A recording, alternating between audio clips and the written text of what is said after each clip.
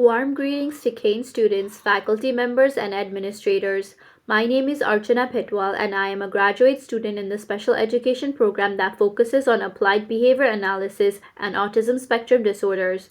The focus of my thesis is on interventions to increase independent transitions for students with autism spectrum disorder during school activities. A structured institution such as a school requires students to transition as much as 25% of their time. Students with autism may engage in behaviors such as noncompliance, crying, and aggression during transitions. Transitioning independently from a preferred activity to a non-preferred activity and or setting allows the students more opportunity to engage in learning various skills being taught. Difficulty with transitioning also becomes a safety issue for themselves and others in the classroom. A literature review was conducted of strategies to increase independent transitions. Here are some strategies that were found.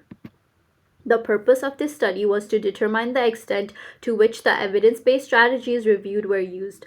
Professionals were surveyed about their use of strategies to increase independent transitions for students with autism and the ratings of effectiveness of the strategies they used. The survey questions were based on the literature review. It consisted of 23 questions created in an online format using Google Forms. These were roles of employees at the clinic. There were 7 participants who responded to the survey. The percentage of participants who used each strategy is shown here. Interventions reported to be used by the most participants are on the left, and interventions reported to be used by the least are on the right. All participants reported using a photo activity schedule presented prior to transitioning. No participants implemented intervention utilizing peer-mediated system or an antecedent prompt, or intervention utilizing power card system.